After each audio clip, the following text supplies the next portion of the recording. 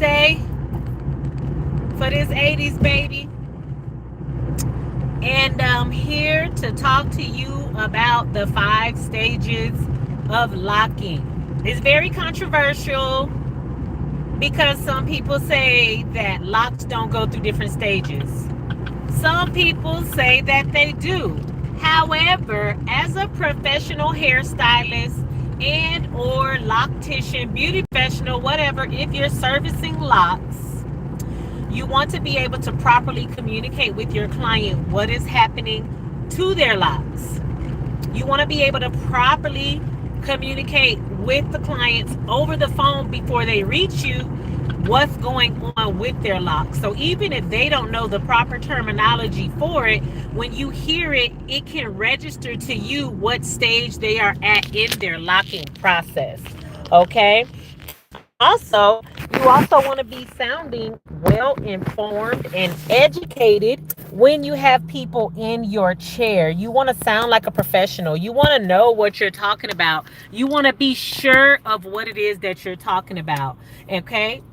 Now, the first thing you need to understand is that every lock on the hair, in the head, throughout the scalp, on top of the crown, whatever, every lock could be going through a different stage at a different time.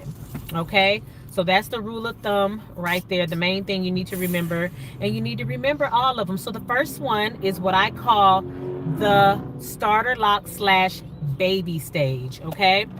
The starter lock slash baby stage is just like an infant. When an infant is with you, it needs your 100% attention. That means it needs more attention. They need to be babied. What does that mean for starter locks or baby locks? That means that maybe you're doing some type of technique in your shampooing to keep them from unraveling when you're shampooing. I call it shampooing with tepid water, TEPID. That means very, very soft. That means that whenever, if you're doing it professionally, you turn your water on, your water spout or water pressure should come out no more than 2 inches. That means it should be straight and shoot out straight out. That means when you hold the nozzle out, it should fall no more than 1.5 inches, 2 inches, because that water is coming out with a softer water pressure so that the water pressure doesn't wash away the lock. Okay, you may have to do a little more rinsing. You're gonna have to pay special attention to the scalp, especially for the people that have like dandruff scalp. They're gonna probably need a pre-treatment, and you may have to go through and get some gunk up, because you cannot scrub their hair the way that you would if their hair was free flowing and or already locked up in locks. So you can get up in there real good because they're already locked up or they don't have locks. Okay, so that's your baby stage. They're also going to be using something like a starter shampoo.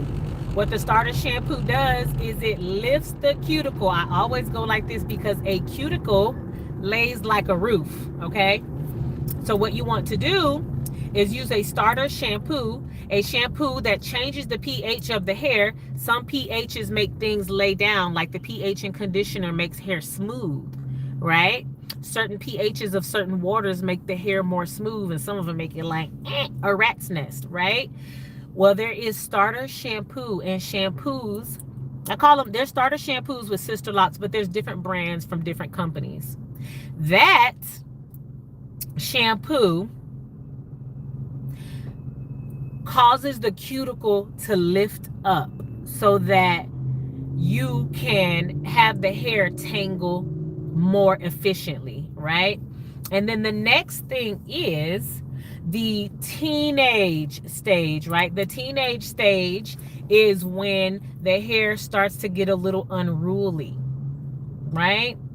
It's budding, right? That means that it's starting to bud and knot up and lock up on the ends. Okay, so that means what you have to understand is that hair locks from the ends of the hair strand all the way up to the root.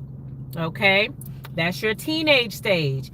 Then you may or may not still need to be using your starter shampoo. Also keep in mind, when you're using a starter shampoo, you're not conditioning. You can't use two different products doing two opposite things. It's a waste of product. Okay, and it's not helping anybody. The next thing, the teenage stage, you may or may not still be using your starter shampoo.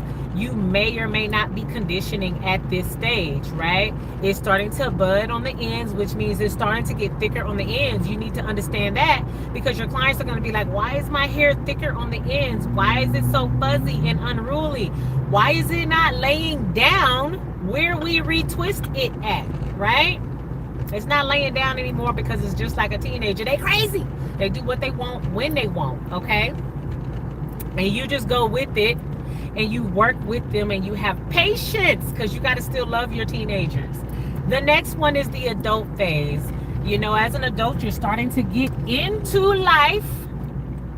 You're starting to get into life and you're starting to get the groove of things. It doesn't require as much training as a baby or a teenager. It kind of already knows what to do. So at this point, you can be retwisting with less tension. At this point, you probably can be using a conditioner and even a softening shampoo, right? And you're less concerned about the techniques to make sure that the hair isn't going to be washed out because it's locked up. It knows what it's supposed to do. It is in there. You probably could even use less product at that point, because the locks are being mature. People have a tendency to use a lot of product on the scalp and in the hair whenever they haven't been properly trained with how to do locks, and that is not good. It causes product buildup and it increases your drying time, and sometimes it can cause breakage in the future if your hair is not growing from the healthiest version of your scalp, because you're putting products on it that are not water soluble, and it contains a lot of alcohol, right? And a bunch of other products that are not necessarily good for you. So we've been through baby, we've been through teenager, we've been through adult. Then you have your elderly stage. Elderly is kind of starting to get back to when you're a baby and you need a little bit more attention, right? So you pretty much know everything, but we just got to take care of your ends. We just got to take care of the ends of things for you, because we have to take care of the ends of the locks primarily, is what I'm speaking of, right? You pretty much got everything down pat, but it's a few things that you need a little bit of help with. So that's when you get to your elderly stage, and you won't necessarily start to see any breakage. You might want to start doing some trimming and things like that. It's very similar to the adult stage, but once they get super, super long, you got to start paying more attention to them. Some people may start going through some thinning. Some people may have hormone issues. Maybe they're on high blood pressure medicine. Maybe they got thyroid issues. You may or may not know those things. You may be going through some traction alopecia. That means you got to pay special attention to those spots. Maybe they've got some traction alopecia and thinning from styling too much. A lot of different things could be going on. And because you know that these locks are adult or elderly, that means there's almost no going back to how full and voluptuous that they were if they've been allowed to go thin. Once locks go thin, it's almost a wrap, unless that client is going to give up retwisting their hair for the next 6 months to regain that fullness by allowing free hair to come back out. And then you can tame that hair to what you want it to be. And even then, the locks is a timeline. So that means the ends are going to be thick like when they first started, and then that thin spot when the over retwisting or the sickness or whatever is going to happen. And then you say, I'm not going to retwist it for 6 months, and then it's going to start growing back thick, if that makes sense. Okay, and then the last stage, which is not even really stage, you've got baby, teenage, adult, elderly, and then you have the atrophy. Atrophy means that your locks may or may not be going through some atrophy. That means that when your hair grows further and further away from your scalp, a couple of different things are happening. You're getting further and further away from your sebum. the natural oils that God blesses you with to moisturize and condition your hair. First of all, take care of your inside so you have the healthiest version of your sebum for your hair to grow out and retain length. But also with locks, that sebum gets caught up in the lock and it doesn't start to flow and make it through the rest of the lock, right? Which means that the hair may or may not be as pliable. The hair begins to lay where the cotton and all of the fabrics that you wear and lean on are at just normal wear and tear. Hair is your God-given fabric that grows up out of your scalp, which means that it will and can experience wear and tear if you are not conscious of it. To avoid atrophy, when you sit down, you don't want to lean back on your locks. You want to pull them to the side, pull them up or something like that. When you're at home chilling, you want to put on your satin or silk head wrap, your bonnet while you're at home, okay? And you're laying around on the couch and things of that nature. A great thing to take note of is if you know women that wear hijabs. For those of you that do not know, a hijab is what like the Muslim women wear when they wrap up their hair. Those women have the best hair, okay?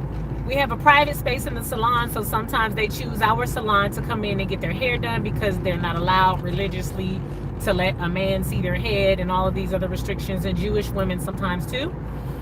Their hair is always the fullest, the thickest, the shiniest, because they keep it protected. But that's a whole nother video. Anyway, for review, the 5 stages is baby locks / starter locks, teenage locks. They kind of still / starter locks too, because you don't know nothing about life yet, teenagers. Okay, if you still got teen on the end of your age, you ain't learned nothing in life yet. You learned something, but you got a lot more to go. And then there's the adult locks that are just starting to get it in life. They're figuring things out, but they pretty much know the way to go. They do not need as much maintenance. They do not need as much product. They do not need as much tension. You got the elderly. They pretty much know everything what to do, but they need help with a few things. And then you've got atrophy, which is not necessarily a stage, but what starts to happen as the locks, your natural fiber of hair goes through wear and tear. Thus, that's why when you have free-flowing hair, you get a trim to start taking off that wear and tear so that it won't travel up. It's the same thing with locks. However, we really fall in love with the length of our locks, and I don't recommend trims on everybody with locks unless they want to cut their hair. But if you have certain hair types, softer, more porous, more breakable, we might cut that bad boy off. Anyway, this has been Deanna, your fave stylist. I wanted to give you a quick educational moment. I will be back on here often doing more lives, more education, more coaching, and more mentoring. I thank you for checking into my video, and I thank you for the engagement, even the negative, because that keeps the algorithm keeping my videos going. Y'all have a blessed day, and I will see you on the next video.